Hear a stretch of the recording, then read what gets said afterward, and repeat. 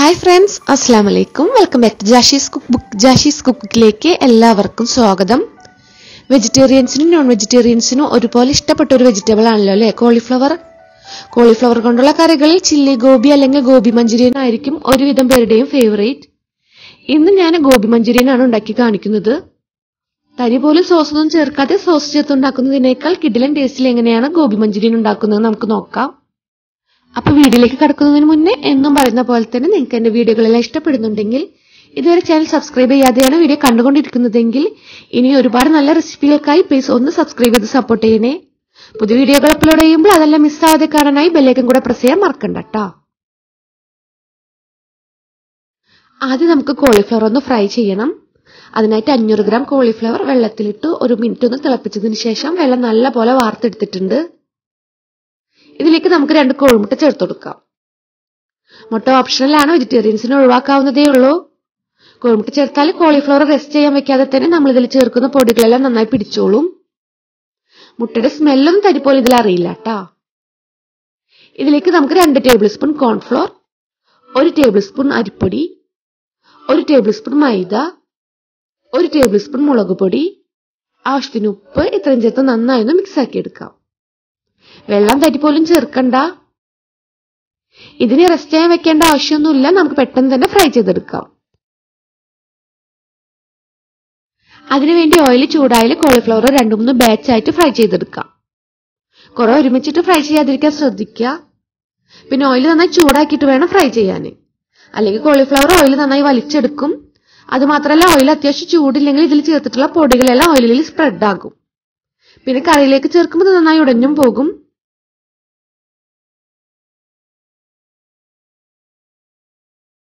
ഇതുപോലെ നമുക്ക് ബാക്കി മുഴുവൻ ഫ്രൈ ചെയ്തെടുക്കാം.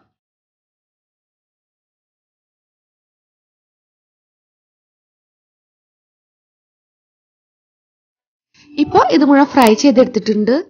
ഇനി നമുക്ക് ഇതിൽ നിന്ന് കുറച്ച് ഓയിൽ എടുത്ത് മാറ്റാം. കറി റെഡിയാക്കാൻ ഇത്രയും ഓയിൽ ആവശ്യമില്ല. ഇനി ബാക്കിയുള്ള ഓയിലിലേക്ക് ഇഞ്ചി വെളുത്തുള്ളി ചതച്ചത് ചേർത്ത് കൊടുക്കാം. നമ്മളിതിൽ സോസുകളൊന്നും ചേർക്കാത്തത് കൊണ്ട് തന്നെ കറിക്ക് നല്ലൊരു ഫ്ലേവർ കിട്ടാനായിട്ട് വെളുത്തുള്ളിയൊക്കെ കുറച്ച് അധികം ചേർക്കുന്നുണ്ട്. ഇപ്പൊ ഞാൻ 10 വെളുത്തുള്ളിയും 1 കഷ്ണം ഇഞ്ചിയാണ് ചതക്കാനായിട്ട് എടുത്തിട്ടുള്ളത്.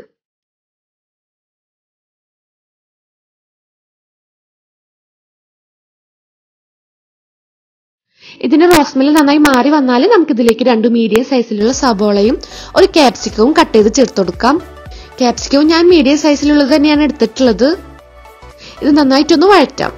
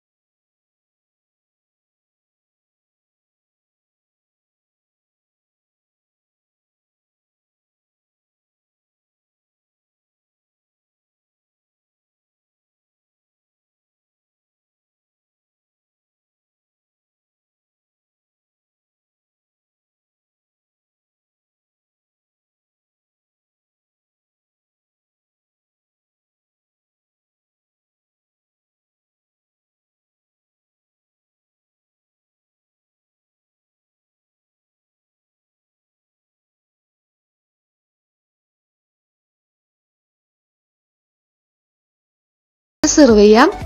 ചപ്പാത്തിയിലേക്കും പൊറോട്ടയിലേക്കും ഒക്കെ അടിപൊളി കോമ്പിനേഷനാണ്. പിന്നെ ഫ്രൈഡ് റൈസിന്റെ ഒക്കെ കൂടെ കഴിക്കുകയാണെങ്കിൽ ടേസ്റ്റ് പിന്നെ പ്രത്യേകം പറയേണ്ട ആവശ്യമില്ലല്ലോ അല്ലേ. റെസ്റ്റോറന്റിൽ നിന്ന് മേടിച്ച് കഴിക്കുന്നതിനേക്കാളൊക്കെ നിങ്ങൾക്ക് തീർച്ചയായും ഇഷ്ടപ്പെടും. ഉണ്ടാക്കാനും വളരെ ഈസിയാണ്. ഉറപ്പായിട്ടും ട്രൈ ചെയ്തിട്ട് ഫീഡ്ബാക്ക് അറിയിക്കുക കേട്ടോ. വീഡിയോ ഇഷ്ടപ്പെട്ടെങ്കിൽ ഒന്ന് ലൈക്ക് ചെയ്യുക, ഫ്രണ്ട്സിനും ഫാമിലിക്കും ഒക്കെ ഒന്ന് ഷെയർ ചെയ്ത് കൊടുക്കുക. വീഡിയോനെ പറ്റിയുള്ള അഭിപ്രായം കമന്റായി തന്നെ അറിയിക്കാൻ മറക്കരുത്. അപ്പൊ ഇൻഷാ അല്ലാഹ് ഇനി ഇതുപോലുള്ള ഈസിയും ടേസ്റ്റിയും വെറൈറ്റിയുമായിട്ടുള്ള റെസിപ്പിയുമായി അടുത്ത വീഡിയോയിലൂടെ കാണുന്നവരേക്കും ബൈ. അസ്സലാമു അലൈക്കും.